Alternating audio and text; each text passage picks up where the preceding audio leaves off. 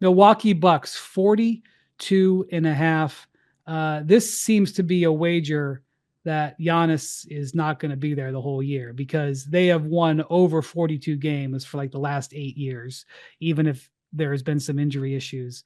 Bontemps, I don't know what's going to happen with Giannis, but I would probably not make this bet right now until I see opening night. But 42.5 if Giannis is there seems low. Yeah, I mean, probably it's low. I mean, again, they had Damian Lillard last year, who's awfully good, and they didn't really replace him. They replaced Brook Lopez with Miles Turner, but they still have the all-star point guard hole on their team. And yeah, they went out and like I've liked some of the stuff they've done on the margins. Like Ryan Rollins is an interesting young player. Getting Cole Anthony for the minimum on a buyout is fine. Uh, there is not a lot of talent on the roster, and they're one Giannis injury of any sort away, even whether he's on, say he's on the team. If he misses 3 weeks, they quickly become one of the worst teams in the league.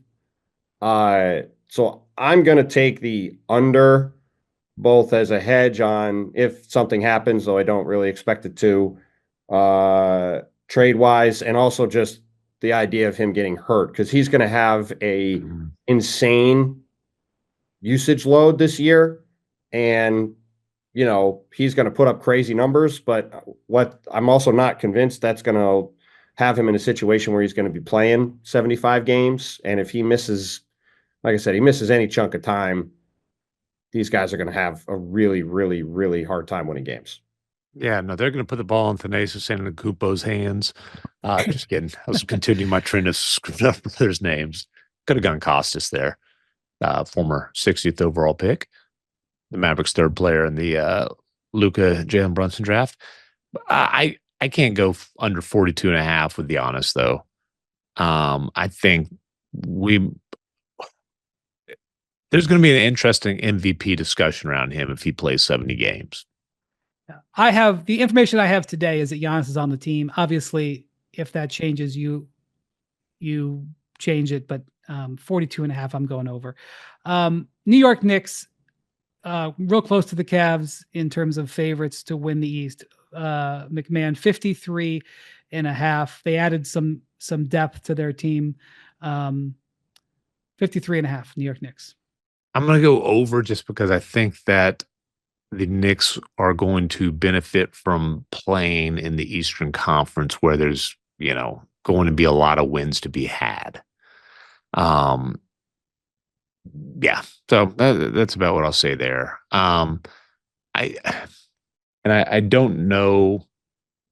Mike Brown's obviously, his credentials speak for themselves. I don't know if firing Tibbs is going to lead to more regular season wins or not, but I think this team wins more regular season games than they did last year, if that makes sense.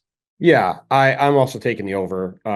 Same reasons as the Cavs. The Knicks are good. The Knicks are pretty deep. The Knicks got deeper this offseason, and the East stinks. So they're going to win a couple more games, and they'll probably be the second seed.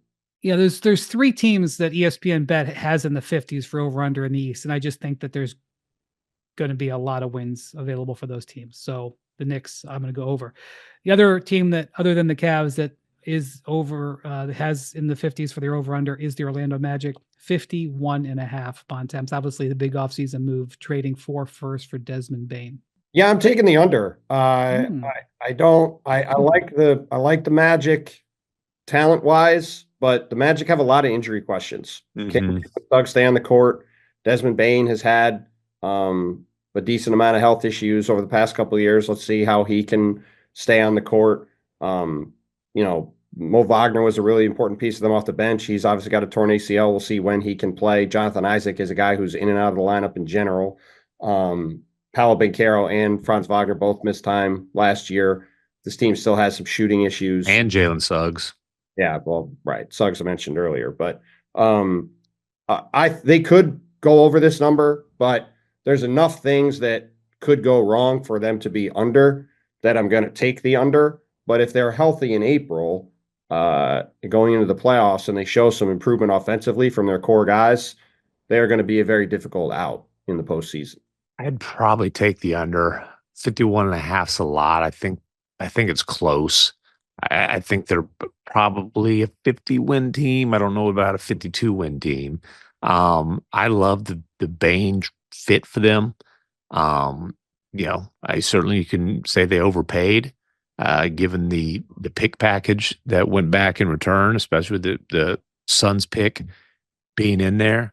But this team was starved for a big time shooter. Bane's a big time shooter who can also create a little bit. But again, I think I'll go 50 and not 52. Bane has averaged 56 games over the last 3 years, true. But even if they get 56 games out of Bane, I think it's going to be a boost to them. And I do think that they're going to win some games. I don't think they're headed like to threaten 60, but again, if I'm on the fence about a team in the Eastern Conference, I'm going to lean a little bit over if it's a good team, because I just think there's going to be some wins out there. So I'll lean over on the Magic.